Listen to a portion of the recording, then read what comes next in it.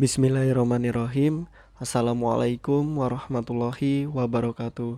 Selamat datang di channel Sahabat Luar Biasa. Channelnya orang-orang luar biasa. Apa kabar teman-teman? Mudah-mudahan sehat selalu dan selalu dalam rahmat dan lindungan Allah Subhanahu wa taala. Amin ya robbal alamin. Bagi teman-teman yang baru menemukan channel ini, agar tidak ketinggalan informasi yang insya Allah menarik dan bermanfaat, jika berkenan silahkan like, komen, dan bagikan video ini, serta subscribe dan nyalakan tombol notifikasinya. Syukron jazakumullah khairan. Alhamdulillahillazi bini'matihi tatimus solihat. Segala puji hanya milik Allah, yang dengan segala nikmatnya segala kebaikan menjadi sempurna. Salawat serta salam semoga tercurah limpahkan kepada Nabi Muhammad Sallallahu Alaihi Wasallam serta istri-istri beliau, saudara-saudara beliau, tabi'in, tabi'ut tabi'in, dan bagi kita yang insya Allah setia dan istiqomah mengikuti sunnahnya sampai akhir hayat. Amin ya robbal alamin. Rabbi syrohli sodri wa yasirli amri wahlul uqdatam min lisani yafqahu qawli.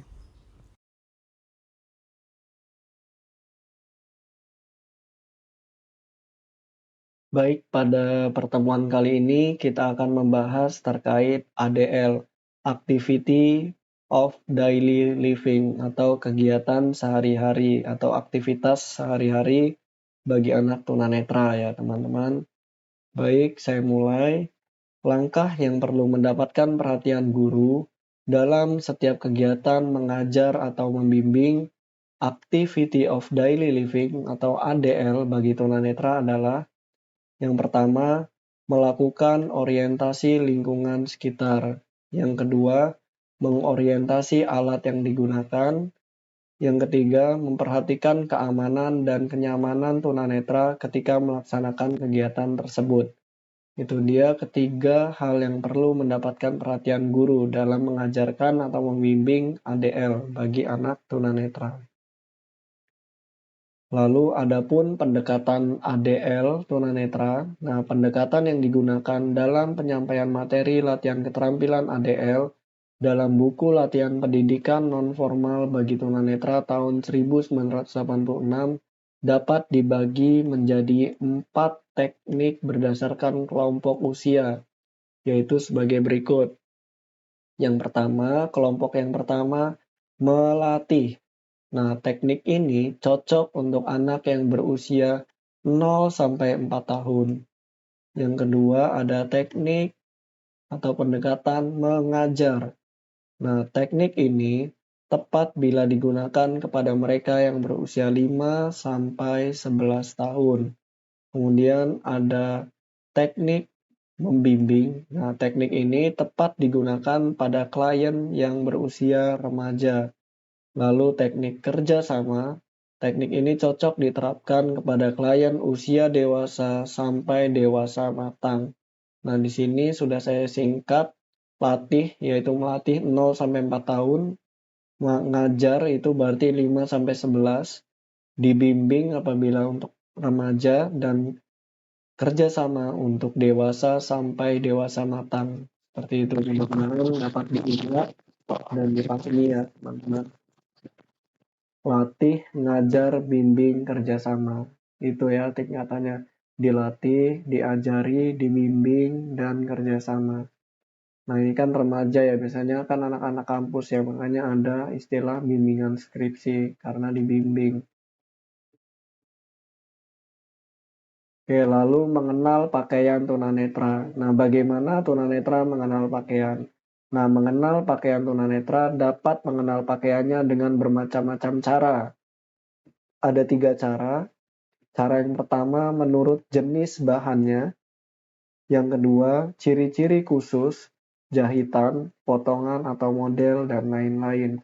Yang ketiga, tanda-tanda khusus yang dipasangkan di tempat bagian yang tidak mudah kelihatan tetapi mudah diketahui oleh mereka sendiri. Yang penting si tunanetranya itu yang tahu ya. Misalnya kancing baju atau simpul-simpul tertentu. Jadi Mengenal pakaian bisa dari bahannya, bisa dari jahitannya, bisa dari tanda-tanda khusus. Seperti itu ya teman-teman. Nah, lalu pengaturan letak makanan. Nah, bagi anak tunanetra, misalnya letak makanan nih, kalau mau makan, itu menggunakan arah jarum jam. Seperti itu ya teman-teman, seperti pada gambar berikut ini, yaitu meletakkan jenis makanan dalam piring dapat diatur dengan sistem jarum jam, yaitu misalnya ini, nasi di tengah. Nah, ini nasi di tengah, misalnya sayur pada jam 9, misalnya di sini sayur. Lalu lauk pauk pada jam 12, di sini lauk pauk. Oke, lalu sambal pada jam 3, berarti sambal di tangan kanan dan sebagainya. Seperti itu ya teman-teman, seperti terlihat pada gambar. Misalnya yang ke satu ini ada kacang, yang kedua ada minuman, yang keempat ini ada pisau dan garpu misalnya dan sendok. Nah, nomor 8 ini ada garpu, nomor 9 ini ada bumbu, 10 dan 11 itu daging, dan di pertengahan itu ada lauk pauk dan nasi.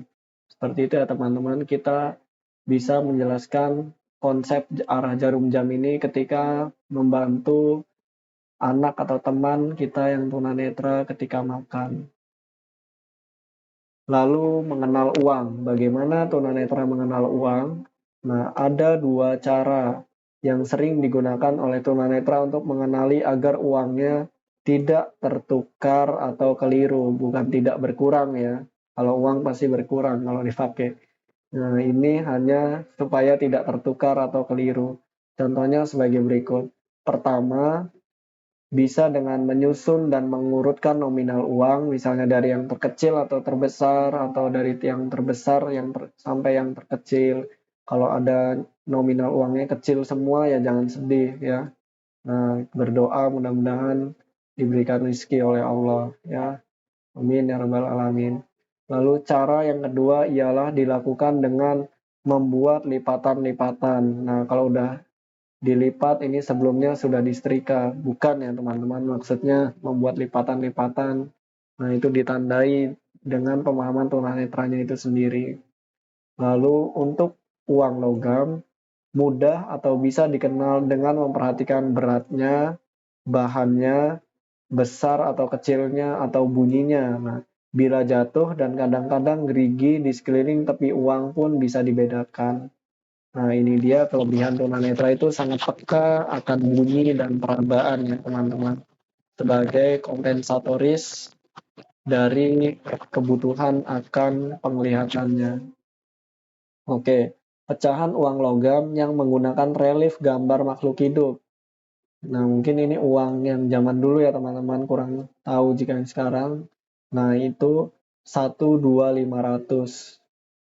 Nah, 1 maksudnya 100, 2 adalah 200, 5 adalah 500. Nah, berturut-turut uang logam dari yang paling besar ke yang kecil. Misalnya dari uang 500, lalu 1000 emas, Rp 200, dan Rp1.000, dan yang terakhir Rp100. Nah, ini matus, bu emas, datus, buser. Nah, apa nih? 500, 1000 emas, 200, 1000, dan Rp100. Nah, sedang untuk uang kertas, meskipun lebar semua pecahannya sama, yaitu 65 mm, tetapi panjangnya berbeda. Nah, jika uang sekarang kalau tidak salah sudah beda ya teman-teman. Setiap nominal itu alhamdulillah sangat memudahkan saudara-saudara kita yang tunanetra. Nah, jadi sudah akses ya, berarti kemajuan untuk bangsa Indonesia. Nah, meskipun hanya sedikit perbedaannya, tampaknya Bank Indonesia sengaja mencetak uang yang memiliki nominal lebih besar dengan ukuran yang sedikit lebih besar. Nah, ini ya teman-teman, kecuali untuk uang Rp1.000 kertas dan uang Rp2.000 kertas, karena keduanya memiliki ukuran yang sama persis. Nah, perencanaan keuangan keluarga seharusnya meliputi masalah, nah ini nih, perlu diajarkan juga teman-teman bagi tunanetra yang sudah dewasa, yaitu terkait dengan pendapatan, pengeluaran, perencanaan kehidupan panjang, asuransi, pengelolaan hutang, investasi, dan beramal. Nah, dapat keluar rencana Atang Inmal. Nah, dapat itu pendapatan, keluar itu pengeluaran, rencana adalah rencana kehidupan panjang, A adalah asuransi, Tang adalah pengelolaan hutang, In adalah investasi, dan beramal.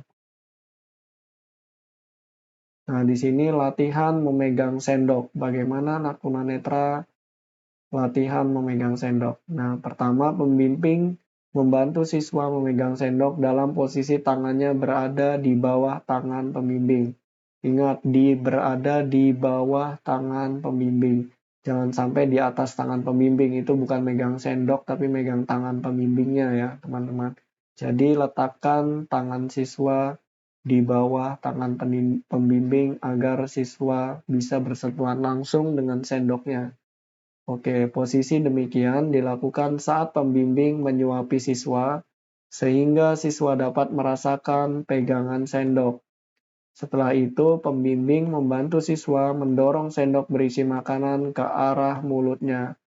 Nah, ini hanya mulut saja ya teman-teman. Kurang tahu nih mulut siswa atau mulut gurunya, tentu ke mulut siswanya ya, dan menyuapkannya. Adapun teknik memasukkan benang ke jarum. Nah, bagi orang awas ini aja susah ya, bagaimana yang tunanetra. Ternyata tunanetra pun bisa. Ada 5 caranya, yaitu jarum diletakkan pada bantalan jarum sehingga tidak bergerak. Lalu yang kedua, lubang jarum dicari dengan menggunakan kuku ibu jari. Yang ketiga, masukkan kawat halus atau injuk. Yang keempat, benang dimasukkan ke lubang kawat dan tunanetra memegang bagian bawah dengan tangan yang lainnya. Lalu yang terakhir, kawat ditarik sehingga benang masuk ke dalam lubang jarum. Nah, secara teori mudah mungkin, tetapi prakteknya ini sangat sulit ya teman-teman. Teknik memasukkan benang ke jarum. Oke, mudah-mudahan Allah mudahkan. Adapun menuangkan air dari teko ke gelas. Nah, siswa dilatih untuk meletakkan pancuran teko dekat tepi gelas.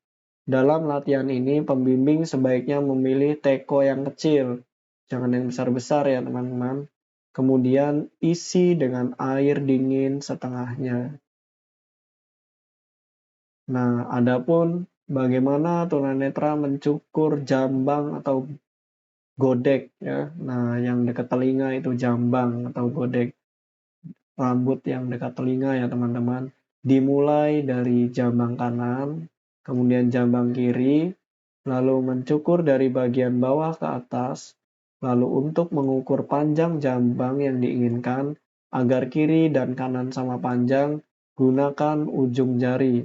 Letakkan dekat telinga sebagai patokan. Bisa juga menggunakan karet gelang. Nah, ini ya teman-teman, saya lebih cenderung ke karet gelang. Karena kalau ujung jari, kalau jarinya kena kan lumayan ya. Kalau karet gelang kan bisa diganti, kalau jari kena nggak bisa diganti. Nah, yang diikat melingkar kepala dan melewati jambang. Nah, di sini bisa diatur nih berapa panjang jambang yang diinginkan. Nah, dengan menaikkan atau menurunkan karet yang melewati jambang tersebut. Jika karet digeser ke atas, maka ukuran jambang akan menjadi pendek atau sebaliknya. Nah, langkah-langkah yang perlu dilakukan dalam mengembangkan analisis tugas adalah yang pertama kita menetapkan tujuan yang diharapkan, lalu membuat daftar komponen keterampilan secara lengkap, berurutan dan bertahap.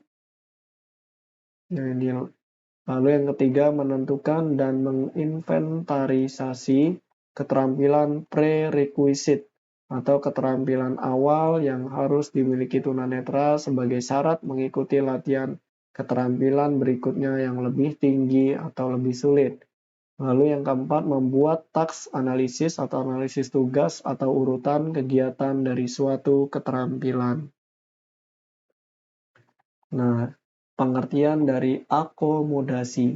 Akomodasi adalah proses penyesuaian kekuatan refraksi lensa mata agar image objek yang sedang dilihat jatuh tepat pada titik fokus, sehingga objek dapat dilihat dengan baik. Nah, adapun kemampuan perabaan yang dapat dilatih ada 4. Yang pertama, recognition adalah kemampuan mengenal suatu benda. Yang kedua ada discrimination atau differences, yaitu membedakan. Dan similarities atau menyamakan. Yang ketiga ada integrated, yaitu memadukan atau interrelated. Nah, atau menghubungkan. Lalu yang keempat ada verification, yaitu kemampuan mengkonfirmasi objek. Misalnya, mengetahui apa benda yang dimiliki dan apa gunanya. Nah, di sini sudah saya singkat agar ingat recog, discrim, integrate, veri, yaitu recognition, discrimination, integrated, dan yang terakhir verification, yaitu kenal, mengenal, membedakan, memadukan, dan mengkonfirmasi objek. Nah, di sini recognition adalah kemampuan untuk menentukan bahwa suara di lingkungan sangat membantu untuk mengetahui suara apa itu dan untuk apa bunyi itu. Nah, lalu yang kedua discrimination. Nah, diskriminasi ya. Nah, kemampuan membedakan berbagai jenis rasa, karakteristik misalnya asin, manis, pahit, asam, ini kayak kehidupan ya, asin, manis, pahit, asam. Kita nikmati saja, seperti rujak ya. Kalau dinikmatin enak, insya Allah. Oke, jika wujud yaitu form misalnya padat, lunak, kenyal, nah, atau tekstur, yaitu temperatur misalnya renyah, dingin, panas. Lalu ada propriosepsi. Nah, propriosepsi ini adalah penginderaan atau persepsi tentang berbagai posisi dan gerakan bagian-bagian tubuh yang saling berkaitan, terlepas dari indera penglihatan. Lalu ada persepsi objek atau object perception, yaitu suatu kemampuan yang memungkinkan individu tunanetra itu menyadari bahwa suatu benda hadir di sampingnya atau di hadapannya. Jadi dia itu peka sama sesuatu yang menghampiri, baik itu di samping atau di hadapannya, meskipun dia tidak memiliki penglihatan sama sekali dan tidak menyentuh benda itu. Ini kepekaan ya teman-teman. Terkadang kita nggak peka sih. Oke. Nah, lalu ada skoliosis. Skoliosis adalah tulang belakang yang membengkok ke kiri atau ke kanan. Nah, penyebabnya kenapa? Karena sering membawa beban yang terlalu berat pada salah satu sisi anggota gerak atau pada bahu. Nah, di sini ada prinsip pembelajaran tunanetra menurut Anastasia Wijayanti dan Immanuel Hittipiu tahun 1995. Ada 5. Yang pertama, prinsip pembelajaran totalitas. Yang kedua, prinsip pembelajaran keperagaan. Yang ketiga, kesinambungan. Yang keempat, aktivitas. Yang kelima, individual. Total ragabung aktivitas individu. Nah, totalitas, keperagaan, kesinambungan, aktivitas individual. Nah, adapun tahapan adaptasi kurikulum, nah ini berlaku untuk pendidikan khusus ya teman-teman. Kurikulumnya menurut Michel tahun 2010 ini harus ingat ya teman-teman, apalagi guru SLB. Jadi kurikulum sekolah luar biasa itu bisa mengadaptasi atau menduplikasi ya teman-teman, menduplikasi yang namanya saja duplikat, ngejiplak ya teman-teman. Duplikasi yaitu mengambil seluruh kurikulum dan didaktik, metodik peserta didik reguler. Nah, dari mulai SD, SMP, SMA untuk peserta didik tunanetra. Jadi kita duplikasi, kita kopas ya, copy paste dari sekolah umum, baik itu SD, SMP maupun SMA. Nah, yang kedua kita bisa modifikasi. Nah, dimodif lah biar kreatif sedikit, nggak kayak yang pertama cuman kopas ya. Nah, yang kedua itu modifikasi, yaitu melakukan penyesuaian. Kita ubah, kita sesuaikan terhadap kurikulum dan didaktik metodik sekolah reguler untuk peserta didik tunanetra. Karena ada kemungkinan di dalam kurikulum itu yang tunanetra tidak perlu atau bahkan memang karena keadaannya tidak mampu, misalnya seperti ada melukis, nah atau seperti itu ya teman-teman. Jadi kita modifikasi. Lalu yang ketiga kita bisa mensubstitusi atau mengganti. Nah, jadi isi kurikulum dan proses didaktik metodik peserta didik reguler untuk peserta didik tunanetra. Nah, jadi substitusi ini mengganti teman-teman. Misalkan tadi ada melukis, ya sudah kita ganti dengan membaca puisi misalnya terkait dengan seni. Lalu yang keempat omisi, yaitu penghilangan. Jadi ada isi kurikulum sekolah reguler karena tidak mungkin diterapkan pada peserta didik tunanetra, misal materi pembiasaan, proyeksi warna, atau pada mata pelajaran tertentu dan lain sebagainya yang tidak memungkinkan kita hilangkan. Nah, ini ada 4, yaitu saya singkat agar ingat, DMSO, duplikasi, modifikasi, substitusi, omisi. Duplikasi, modifikasi, substitusi, omisi. Intinya ngejiplak, mengedit, mengganti, menghilangkan ya. Kopas, sesuaikan, ganti, hilang. Seperti itu ya teman-teman, mudah-mudahan ingat dan dapat dipahami. Amin ya rabbal alamin. Nah, ada eye sight test, yaitu pengukuran ketajaman penglihatan. Dilakukan dengan menggunakan international chart yang disebut dengan eye sight test. Lalu keterbatasan tunanetra yang mendasar pada anak dalam 3 area menurut Raharja tahun 2007. Yang pertama, tingkat dan keanekaragaman pengalaman. Yang kedua, ada kemampuan untuk berpindah tempat. Yang ketiga, ada interaksi dengan lingkungan. Nah, pengalaman, pindah tempat, interaksi dengan lingkungan. Lalu keliru. Nah, ini ada sesuatu yang keliru. Menurut Lewis tahun 2003 adalah sebuah kekeliruan. Nah, hampir 80% anak tunanetra dapat melihat sesuatu. Hampir 80% anak tunanetra dapat melihat sesuatu. Artinya, asumsi bahwa tunanetra adalah orang yang tidak dapat melihat sama sekali adalah keliru. Nah, jadi di sini teman-teman, kita wajib pahami sebagai guru sekolah luar biasa, yaitu jangan sampai menganggap, oh anak tunanetra berarti anak yang tidak melihat.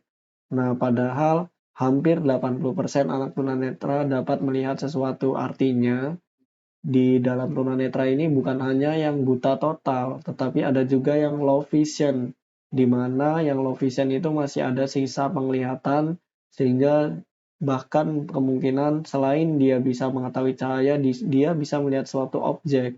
Maka dari itu bukan berarti tunanetra, berarti gelap gulita sama sekali tidak melihat sesuatu. Adapun sebagian yang masih memiliki sisa penglihatan tadi, low vision ya teman-teman. Jadi menurut Lewis ini hampir 80% anak tunanetra dapat melihat sesuatu. Jadi salah besar sebuah asumsi yang menyatakan bahwa tunanetra adalah orang yang tidak dapat melihat sama sekali. Nah, di sini ada kurikulum tambahan tunanetra. Di sini ada 7 ya teman-teman. Yang pertama, keterampilan akademis dan keterampilan kompensatoris. Peserta didik tunanetra diharapkan menguasai bidang akademik seperti baca, tulis, hitung, sains, sosial, studi, olahraga, bahasa asing, dan ekonomi rumah tangga. Nah, keterampilan kompensatoris ini adalah keterampilan adaptif yang digunakan mereka dalam memenuhi tugas-tugas akademik seperti Braille untuk baca, tulis, abakus untuk hitung. Lalu yang kedua, kurikulum pengembangan karir. Nah, persiapan pengembangan karir sudah mulai dirancang sejak anak usia 13 tahun untuk mempersiapkan hidup mereka kelak. Lalu yang ketiga ada keterampilan hidup mandiri, seperti urusan rumah tangga, bersih-bersih, memasak, berbelanja, merawat diri. Nah, lalu ada orientasi dan mobilitas. yaitu untuk membantu siswa berjalan dengan aman dan sampai tujuan tanpa membahayakan diri dan orang lain. Nah, ini bagus sekali ya teman-teman, definisinya singkat, padat, dan jelas. Yang kelima, rekreasi dan pemanfaatan waktu luang. Nah, jadi peserta didik juga perlu rekreasi ya teman-teman, biar nggak stres. Nah, peserta didik itu diajarkan melakukan hobinya untuk mengisi waktu luang. Nah, jangan sampai ngegabut ya teman-teman, lakukanlah hobi yang positif. Nah, seperti membuat kerajinan tangan atau pergi berekreasi dengan berbagai kebutuhan adaptasi. Yang keenam, ada keterampilan sosial, diberikan kesempatan mengembangkan diri dalam berinteraksi dengan orang awas di luar lingkungan. Yang ketujuh, ada akses teknologi seperti sosial media. Nah, peserta didik diberikan informasi, manfaat, dan kerugian menggunakan teknologi informasi dan sosial media. Jadi media sosial itu bisa bermanfaat, bisa bermudarat ya teman-teman. Bagaimana kita bijak dalam menggunakannya. Ya, mudah-mudahan dapat menggunakannya untuk hal yang bermanfaat. Salah satunya seperti yang sekarang teman-teman sedang lakukan, yaitu mempelajari atau memperdalam, meningkatkan kompetensi terkait dengan pendidikan luar biasa dan anak berkebutuhan khusus. Yang mudah-mudahan dapat bernilai pahala kebaikan. Amin ya rabbal alamin.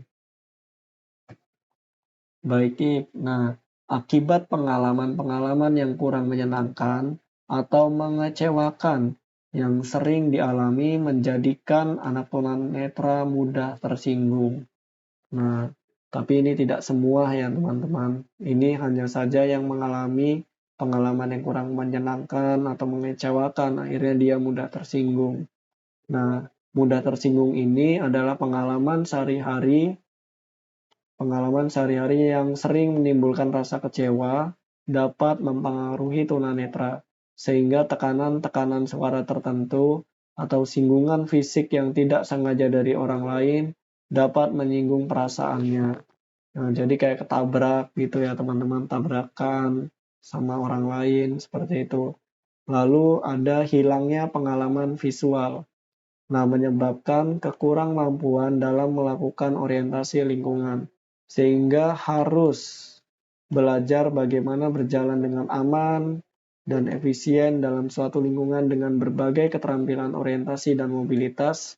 Nah, pernyataan di atas merupakan dampak ketunanetraan dari segi motorik. Nah, di sini ada sedikit pengetahuan terkait kornea.